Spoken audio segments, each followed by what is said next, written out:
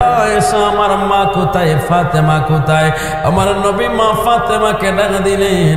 মা ফাতেমা এসে নবীর পাশে বসে গেলেন। মা ফাতেমার দিকে যখন আমার নবী তাকাইলেন, মা ফাতেমার চোখ দিয়ে যখন জোর জোর করে পানি পড়তেছিল, আমার রহমতের নবী আস্তে করে মা ফাতেমাকে টান দিয়া কাছে আনলেন। আমার নবী কানে কানে মা ফাতেমাকে জানি কি বইলা দিলেন। আরো জোরে বলেন না সুবহানাল্লাহ। আম্মা জান আয়েশা সিদ্দিকা ডাক দেয়া কই, ফাতেমা, হে ফাতেমা, ও ফাতেমা, এতক্ষণ ধরে তুমি কান্না করলা, হঠাৎ করে তোমার কান্দা বন্ধ হয়ে গেল, বুঝলাম না বুঝলাম না বুঝলাম না। মা ফাতেমা কই, আপনারা জানেন না আমার নবী যা জানে আপনারা তা তো জানেন না। অর্থাৎ আমার নবী জানে। আমার নবী কানে কানে আমার বইলা দিছে, ফাতেমা রে, ও মা তুমি কান্না করো না, তোমার কান্না আমি সহ্য করতে পারি না। রে ফাতেমা চিন্তা করো না, সর্বপ্রথম সবার আগে তুমি আমার সাথে দেখা করো বা কবরে একটু আওয়াজ করে বলা যাবে না আল্লাহু আকবার।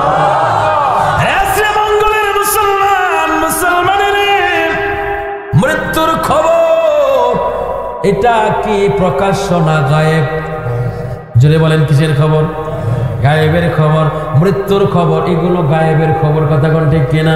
কার কখন মৃত্যু হবে, কে কখন মারা যাবে, আমার নবী কই সর্বপ্রথম আমি রওজা শরীফে যাওয়ার পর আমার আগে আর কেউ যাবে না, আমার বংশের কেউ যাবে না, আমার সাহাবীদের মধ্যে কেউ যাবে না, সর্বপ্রথম তুমি আমার সাথে দেখা হবে। অর্থাৎ আমার নবী জানে তার মৃত্যু কখন হবে, ওনার ইন্তেকাল কখন হবে, উনি কখন মারা যাবেন, এটা আমার নবী জানে। এই জন্য আমরা শেখ রাসূলরা বলে থাকি, ইলমে গায়েব হাজির নাজর নূর নবীজির শান। ওরে নূর নবীজির শানের কথা কোরআনে বয়ান আছে, হাদিসে বয়ান। আরে ওই নবীজির শান শুনিয়া, ওই নবীজির শান শুনিয়া ইমাম তাজারাই খো, মুনাফিকি কইরো না, সুন্নি হয়া থাইকো, মুনাফিকি কইরো না, সুন্নি হয়া থাইকো। কোরআনের কথাগুলো, হাদিসের কথাগুলো, এই কোরআনের কথাগুলো, হাদিসের কথাগুলো মাইনা মাইনা চইলো, মুনাফিকি কইরো না, সুন্নি হয়া থাইকো, মুনাফিকি কইরো না, সুন্নি হয়া থাইকো। ওরে নামাজ রোজা ইমাম তাজা করে ভাই সকলে, আরে ওলি আব্দুল গাউস কুতুব সবাই নামাজে পড়ে বাবা, সবাই নামাজে পড়ে। ওরে জান্নাতের চাবি নামাজ, জান্নাতের চাবি নামাজ, নবীর প্রেমে পইরো, মুনাফিকি কইরো না, সুন্নি হয়া থাইকো, মুনাফিকি কইরো না থাইকো। কোরআনের কথাগুলো, হাদিসের কথাগুলো, কোরআনের গুলো, হাদিসের কথাগুলো মাইনা মাইনা চইলো, মুনাফিকি কইরো না, সুন্নি হয়া থাইকো। আমরা সুন্নি হয়া থাকতে চাই কি চাই না? ডান হাত তুলে বলেন, চাই কি চাই না? রে বন্ধু, বন্ধু রে, হৃদয়ের কানটা লাগায় শুনো না যুবক, আমার নবী রহমতের নবী জানে কার কখন মৃত্যু হবে, কে কই দিন বেঁচে থাকবে, এটা আমার নবী জানে। তার কারণ হইল আমার আল্লাহ সবকিছু নবীরে জানায়া দিছে। জুড়ে বলেন আল্লাহু আকবার। উতিতুল ইলমাল আউয়ালিন ওয়াল আখিরিন, শুরু থেকে শেষ পর্যন্ত যা কিছু আছে গোটা জগতের ইলম আমার নবীর সিনায় আল্লাহ দান করে দিয়েছে। সুবহানাল্লাহ। আরে জোরে বলেন না সুবহানাল্লাহ। রে বন্ধু, বন্ধু রে, ও শ্রীমঙ্গলের সহজ সরল মানুষ, ও আমার শ্রীমঙ্গলের আশেকের রাসূল ভাইরা, ও আমার তরিকতের মুরব্বী বাবারা, আলোচনার শেষ প্রান্তে চলে আসলাম। আমার নবী মা ফাতেমার কানে কানে কি বলে দিলেন, মা ফাতেমা শান্ত হয়ে গেল। এই দিক দিয়ে আমার নবী রাহমাতাল লিল আলামিন মা ফাতেমাকে ডাক দিয়া বললেন, ফাতেমা রে, ও মা ফাতেমা, আমার হাসান আর হুসাইন কোথায় রে? এদেরকে নিয়ে আসো, আমি এদেরকে একটা নজর দেখতে চাই। আরো জোরে বলেন আল্লাহু আকবার। রে বন্ধু, বন্ধু রে, ইমামে হাসান, ইমামে হুসাইন রাদিয়াল্লাহু তাআলা ছুটে আসলেন। ছুটে এসে একজন ডান দিকে আর একজন বাম দিকে আমার নবীকে জড়ায়া ধরলেন আর ডাক দিয়া কই, নানা গো, ও নানা, লোকেরা বলা বলি করে, আপনার সাহাবীরা বলা বলি করে আপনি নাকি চলে যাবে। আবু বকর সিদ্দিক বলে আজকে থেকে আপনি নাকি আর নামাজ পড়াইবেন, আপনি নবী নাকি থাকবেন না। ও নানা, আমি হুসাইনের ক্ষুধা লাগলে তোমার কাছে চলে আসতে।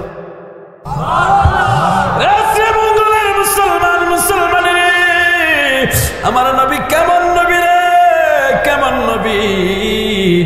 আমার নবীর দরবারে হযরত ইমামে হুসেন রাদিয়াল্লাহু তাআলা আনহু ঢুকে গেলেন। আমার নবীর দরবারে পারমিশন নিয়া জিবরাইলের মতো ফেরেশতা ঢুকতে গেলে পারমিশন লাগে, কিন্তু হুসাইন ঢুকতে কোনো পারমিশন লাগে না। আরো জোরে বলেন আল্লাহু আকবার।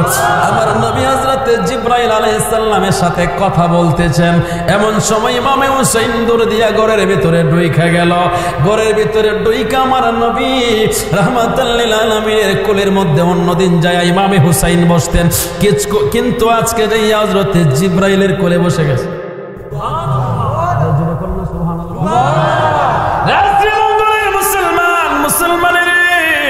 হুসাইনকে হালকা ভাবে নেওয়ার কোন সুযোগ?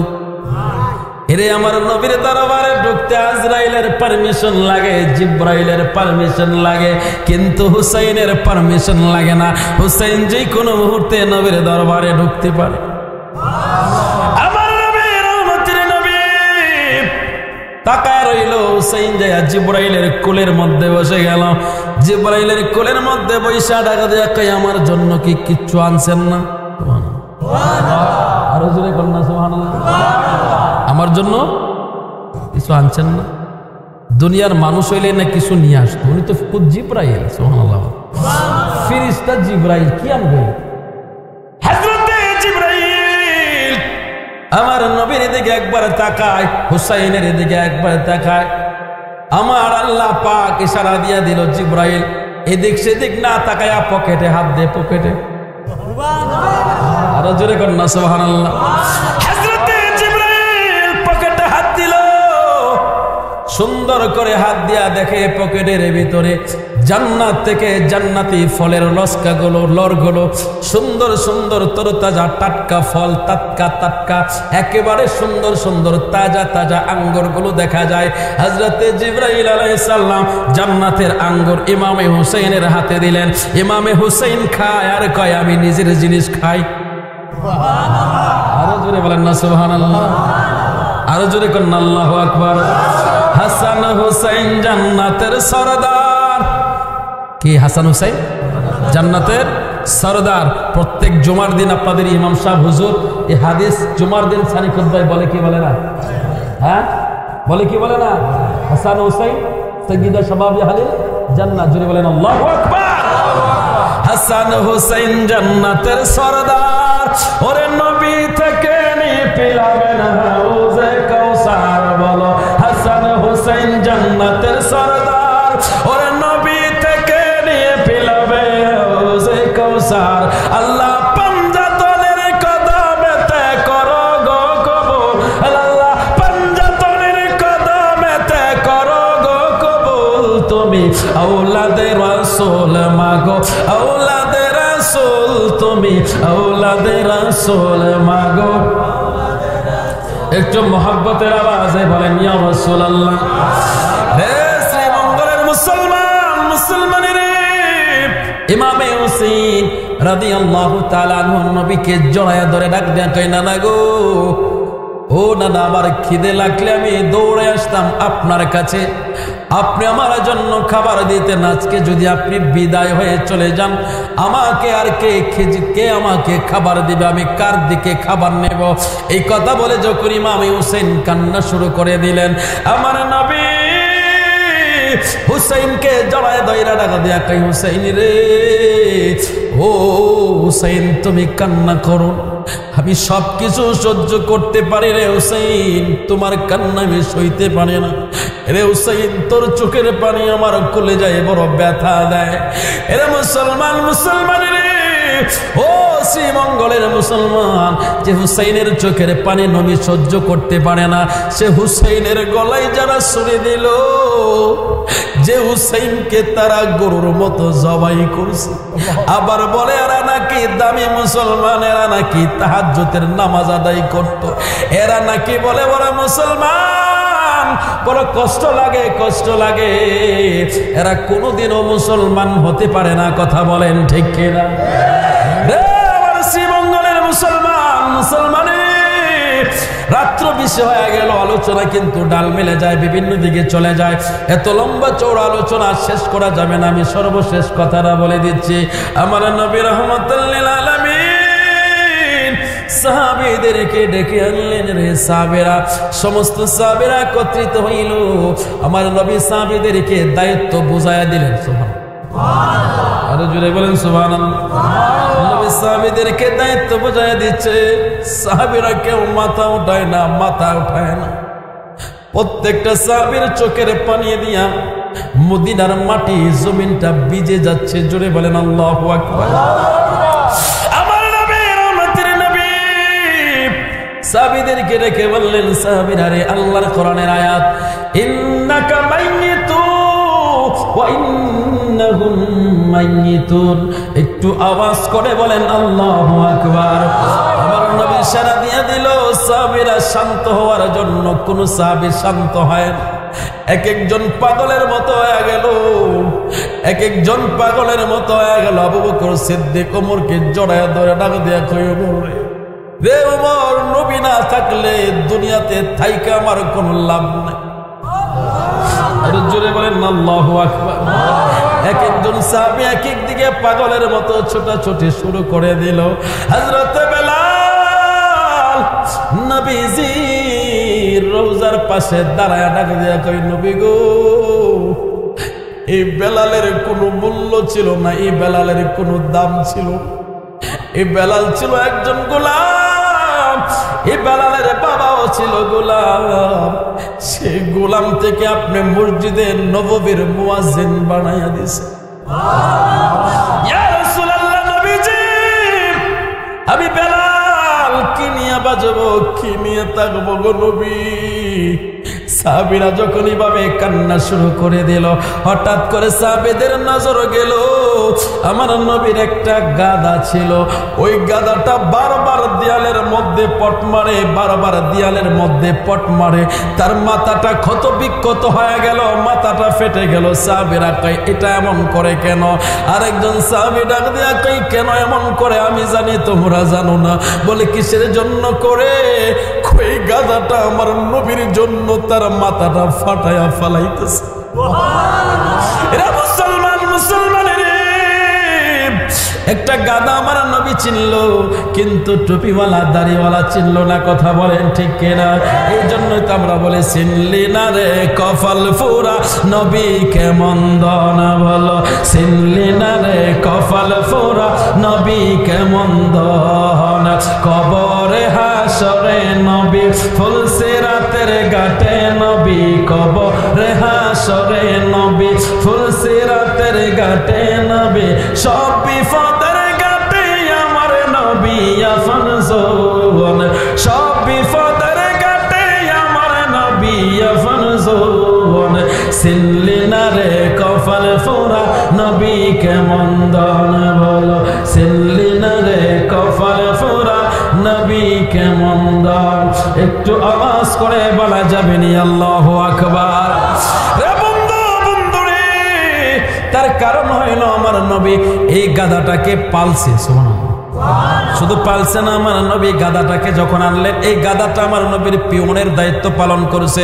এটা আমি বলি না, আমি বলি না, জগৎ বিখ্যাত একজন মুফাসসির, যিনি তাফসিরে জালালাইন লিখেছেন, ইমামে জালালউদ্দিন সুয়ুতী রহমাতুল্লাহ আলাইহি, খাসাইসুল কুবরার যিনি প্রণেতা ইমামে জালালউদ্দিন সুয়ুতী রহমাতুল্লাহ আলাইহি কথাটা লিখেছেন। আমার নবী রহমতের নবী রাস্তা দিয়ে যাচ্ছিল, একটা গাধা গাছের সাথে বাঁধা। আমার নবী দেখলো গাধাটা কান্না করতেছে, সাহাবীকে বললেন, বললেন নবী আরে সাহাবী দাঁড়াও আমি একটু গাদার সাথে কথা বলবো। হঠাৎ করে আমার নবী গাদার সামনে গেল, সাহাবী তো অবাক হয়ে গেল, সাহাবী অবাক হয়ে গেল নবী গাদার সাথে কি কথা বলবে। এরে সুলাইমান পয়গম্বর যদি পিপিলিকার ভাষা বোঝে আমার নবী কি গাদার ভাষা বুঝবে না? সুবহানাল্লাহ বলে, আরো জোরে বলেন না সুবহানাল্লাহ। সুলাইমান নবী পিপিলিকার ভাষা বোঝে, এটা কোরআনে আছে না নাই?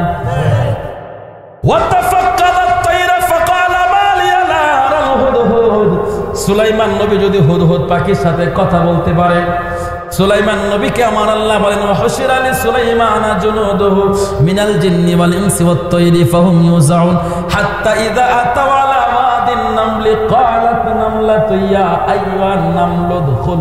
জোরে কোন আল্লাহু আকবার। একটা পিপিলিকার ভাষা সুলাইমান নবী 8.5 মাইল দূর থেকে পিপিলিকার কথা শুনলেন এবং পিপিলিকাকে প্রশ্ন করলেন। জোরে কোন আল্লাহু আকবার। হে শ্রীমঙ্গলের মুসলমান, আপনারা বলেন তো দেখি সুলাইমান নবীর মর্যাদা বেশি না আমার নবীর মর্যাদা? আমার নবীর উসিলায় তো সুলাইমান নবী মর্যাদা পাইছে, কথা কোন ঠিক কিনা? সুলাইমান নবী যদি পিপিলিকার ভাষা 8 মাইল দূর থেকে বুঝতে পারে, আমার নবী গাদার ভাষা বুঝবে কিনা? আমার নবী রহমতের নবী গাদার সামনে দাঁড়াইলো, দাঁড়ানোর সাথে সাথে গাদার চোখের পানির ভাষা আমার নবী বুঝতে পারলো।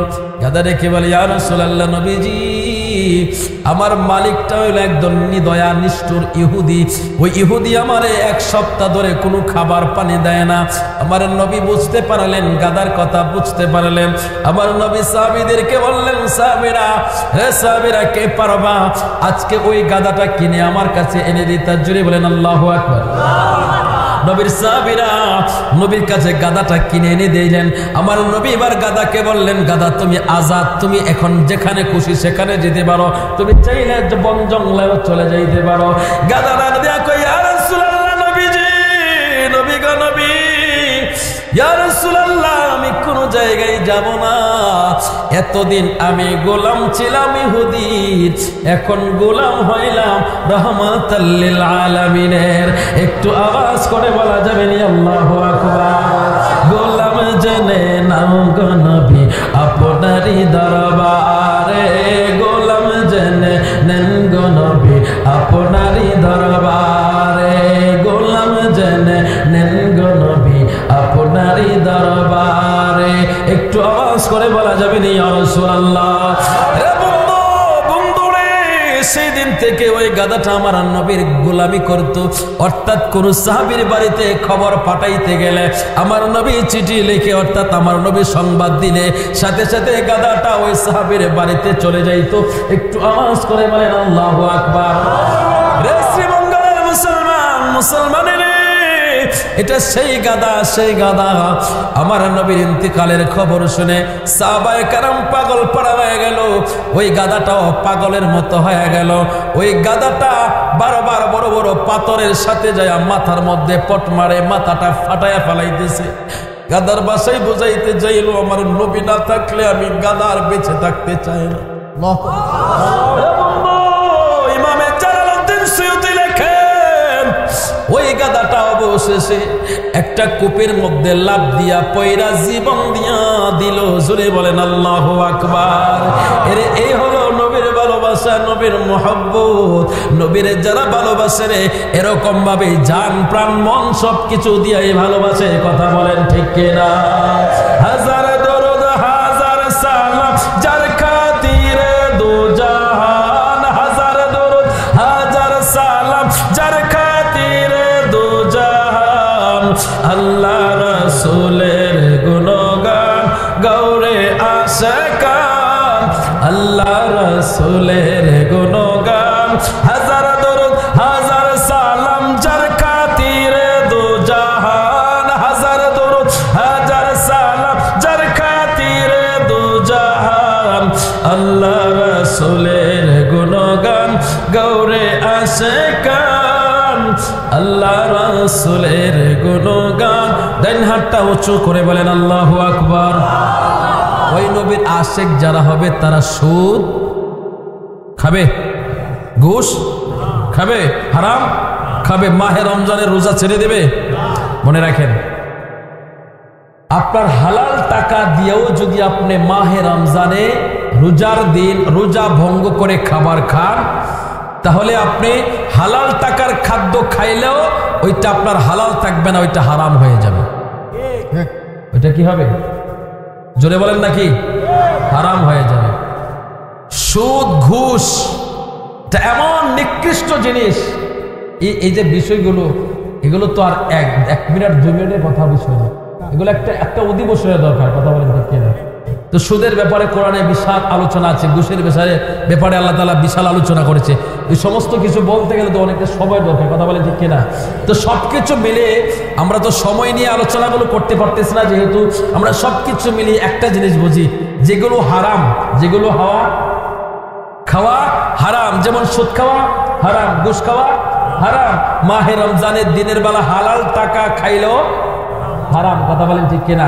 ওই হারাম যারা খাবে তাদের জন্য কি শাস্তি হবে, এই শাস্তিটা একটু শুনে নেই, তাহলে আমাদের সমস্ত আলোচনার মাথা শেষ হয়ে যাবে। একটু শুনবেন আপনারা? কষ্ট হচ্ছে? কষ্ট